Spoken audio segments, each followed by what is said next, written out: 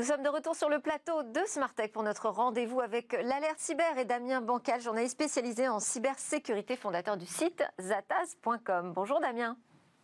Bonjour. Alors, que pouvez-vous nous dire sur cette faille béante Facebook ?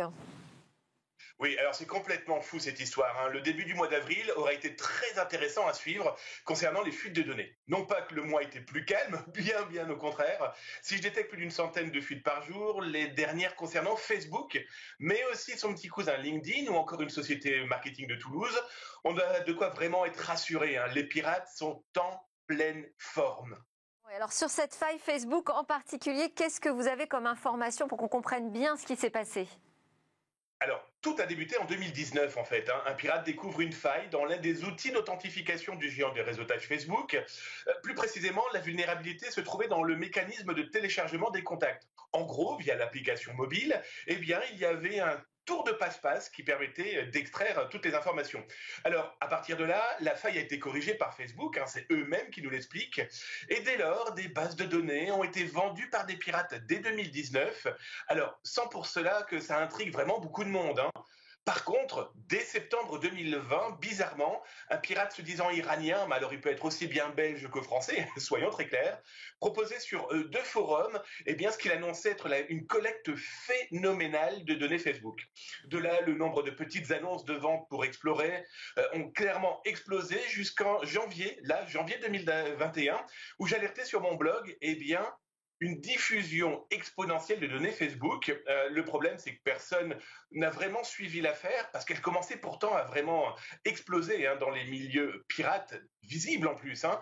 Et c'est la presse américaine qui a commencé à en parler. Et là, bref, 2 ans plus tard, je vais être très honnête avec vous, il est un peu tard pour réagir. Ouais, alors que contenait cette base de données ? Alors, 530 millions, oui, 530 millions de comptes d'utilisateurs Facebook. Alors, on avait 3 millions de Belges, 3 millions de Canadiens, 19 millions pour la France. Et là, ce qui est complètement fou, c'est que dans ces informations, il y avait les noms, les mails, les téléphones, les adresses physiques. Pas tout le temps. Il y avait de temps en temps des lignes vides. Mais ce qui est complètement fou, c'est qu'à partir de ces éléments-là, plusieurs risques sont apparus dès 2019. Et alors ces risques, quels sont-ils ?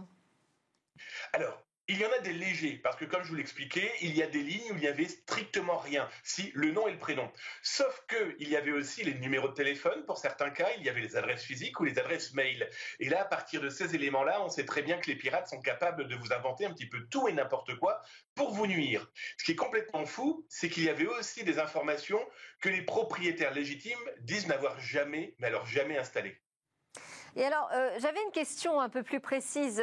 On a vu quelques utilisateurs qui disent ne pas avoir de compte Facebook et s'être retrouvés avec leur numéro de téléphone qui traîne sur ces bases de données. Comment est-ce possible ? Et autre question, est-ce qu'il y a un risque de se faire pirater sur WhatsApp, puisque ça utilise la base de données de Facebook et les numéros de téléphone ?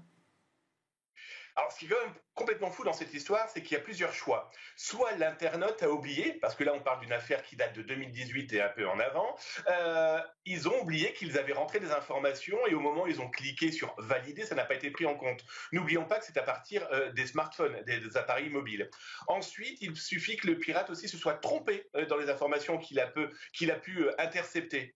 Et le troisième cas, c'est peut-être des interceptions d'informations via les smartphones, par exemple, qui étaient, on va dire très clairement, eux aussi pirates. D'accord. Et sur les risques sur WhatsApp, vous confirmez, aujourd'hui, il faut faire attention aux liens qu'on reçoit sur cette messagerie, encore plus si on a son numéro dans la base. Alors, je vais être malheureusement assez négatif sur le sujet. Je suis contre WhatsApp. L'outil en lui-même est considéré comme pas vraiment des plus sûrs. D'abord parce que ça appartient à Facebook, non pas parce que c'est Facebook. Mais on sait que dès qu'on a signé le petit accord, ils peuvent récupérer un petit peu toutes les informations.